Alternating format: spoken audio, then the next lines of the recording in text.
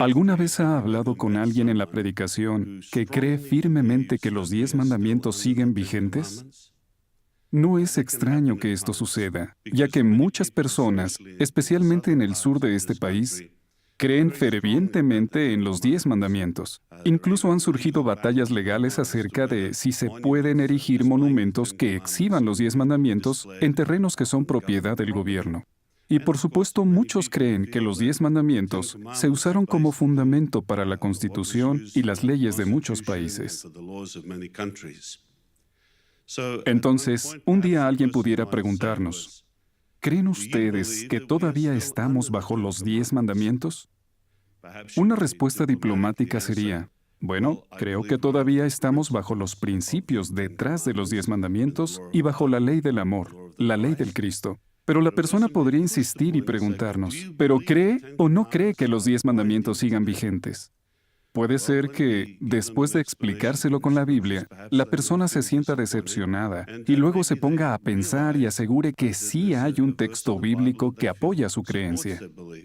Busquemos en la Biblia el capítulo 5 de Mateo. Allí encontramos el Sermón del Monte, que es de donde se ha tomado el texto de hoy. La persona podría señalar lo que dicen los versículos 17 y 18. No piensen que vine a destruir la ley o los profetas. No vine a destruir, sino a cumplir. Porque en verdad les digo que antes pasarían el cielo y la tierra que pasar de modo alguno una letra diminuta o una pizca de una letra de la ley sin que sucedan todas las cosas. Tal vez la persona nos diga que cree que la expresión cumplir significa establecer de forma permanente. De hecho, algunas obras afirman que esa expresión tiene que ver con un compromiso total. ¿Cómo podríamos ayudarla a comprender el punto? ¿Qué respuesta le daríamos?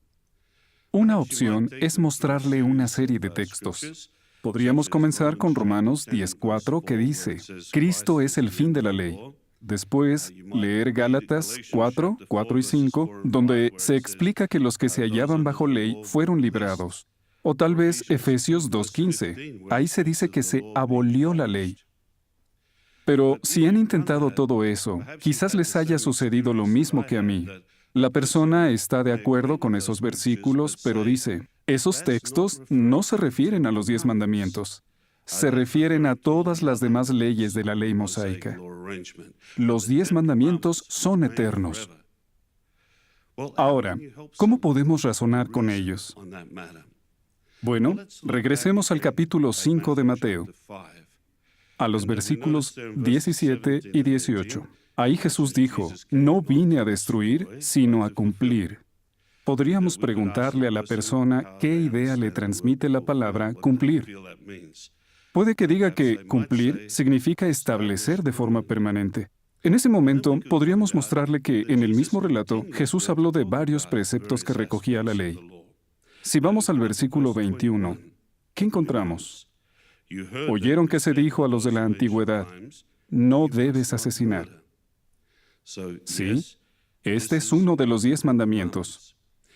Es interesante que la Biblia de estudio en inglés menciona que la expresión oyeron que se dijo puede referirse tanto a cosas que se declararon en las escrituras hebreas como a enseñanzas de la tradición judía.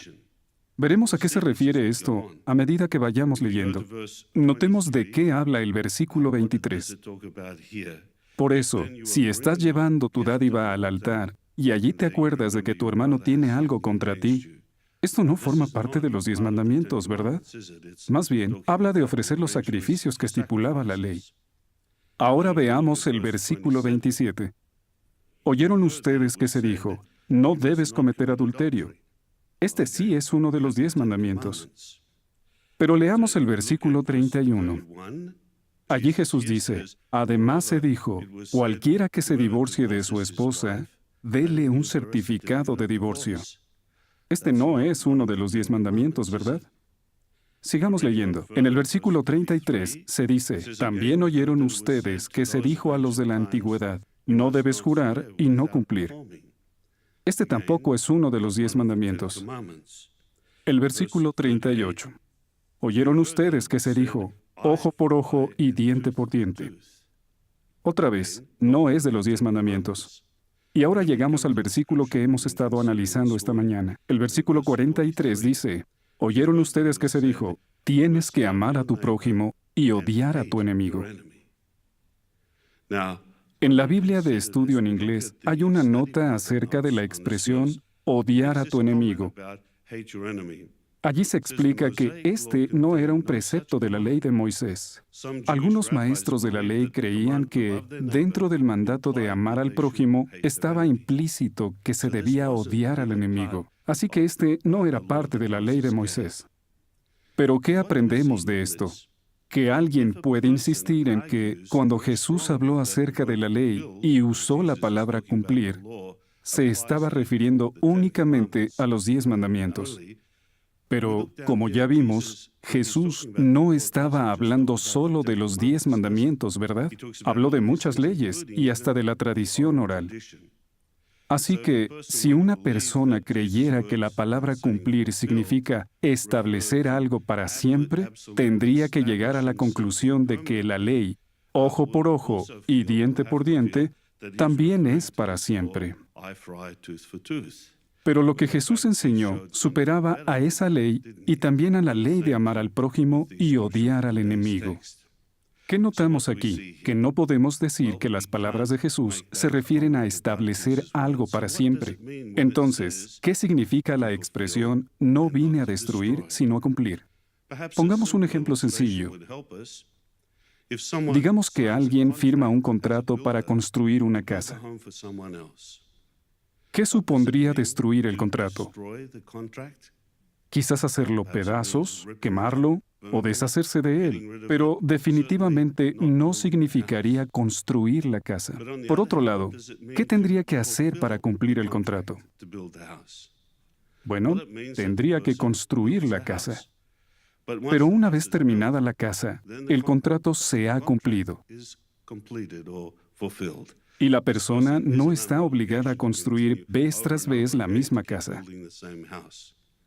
Quizás esta ilustración le ayude a alguien de corazón humilde a ver que, cuando Jesús dijo, no vine a destruir, sino a cumplir, quería decir que su propósito no era eliminar la ley. En Gálatas 4, se menciona que Él llegó a estar bajo ley, así que Jesús tenía que cumplir la ley, hacer lo que ésta mandaba. Claro, otros versículos nos ayudan a entender que, una vez cumplida la ley, Cristo fue el fin de la ley. Puede que a la persona todavía le cueste entender el punto. Así que podríamos usar un último versículo. Está en la carta a los Romanos, en Romanos 7, 6 y 7.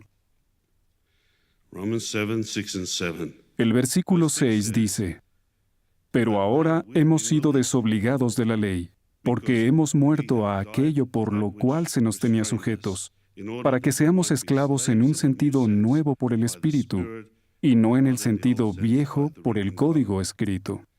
Si paramos allí, quizás la persona diga rápidamente, «Ah, sí, se refiere a la ley que no incluye los 10 mandamientos, a todas las demás leyes, pero los 10 mandamientos son eternos». Podemos decirle, ¿podría leer el versículo 7? Allí dice, entonces, ¿qué diremos? ¿Es pecado la ley? Jamás llegue a hacer eso así. Realmente, yo no habría llegado a conocer el pecado si no hubiera sido por la ley. Y, por ejemplo, ¿qué ejemplo va a utilizar Pablo? Veamos. Por ejemplo, no habría conocido la codicia si la ley no hubiera dicho, no debes codiciar. Está claro que ni el apóstol Pablo ni nuestro Señor Jesucristo dividieron la ley en dos partes. No separaron los 10 mandamientos de las demás leyes. Hoy aprendimos una buena manera de responder a las personas que están firmemente convencidas de que los 10 mandamientos siguen vigentes. Después de esa explicación, quizás podamos ayudarles a ver que lo que Jesús estaba enseñando eran los principios detrás de las leyes. Además, enseñó que la ley del Cristo implica amar a Jehová y a nuestro prójimo y seguir la guía de Jehová.